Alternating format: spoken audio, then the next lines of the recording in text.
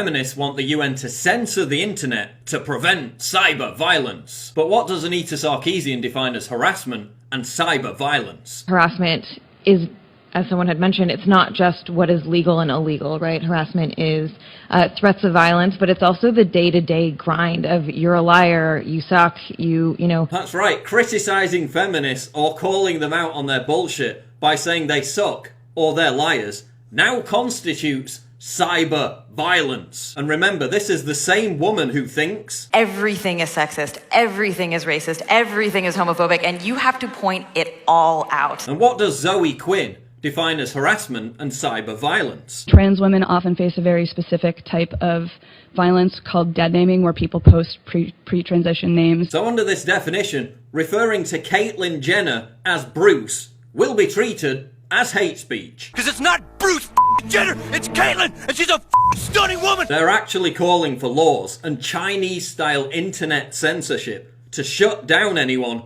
who hurts their feelings by disagreeing with them on the internet. They got me tweets and it hurt their feelings, and so they had to go to the UN and they had to whine about it. I'm triggered. The UN wants governments to use their, quote, licensing prerogative to ensure that telecoms and search engines are only, quote, allowed to connect with the public if they, quote, supervise content and its dissemination. So if an ISP or search engine doesn't comply with UN-mandated censorship of anti-feminist content, they'll be cut off from being accessible by the public altogether. The likes of Twitter and Facebook will be forced to, quote, proactively police every profile and post, reports the Washington Post. And if you think that's unimaginable, then just look at Canada, where a man faces 6 months in prison for the crime of disagreeing with feminists on Twitter. 54-year-old Greg Elliott was also banned from using the internet for the duration of the trial. And all this will be overseen by an agency which just appointed Saudi Arabia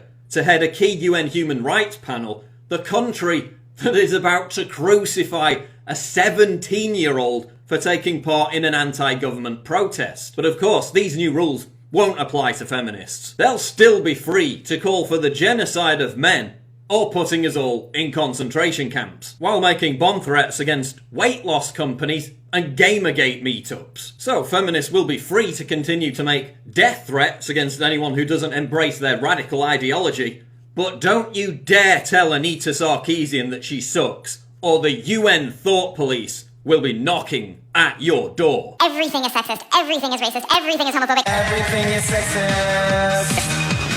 Everything's offensive to people like me.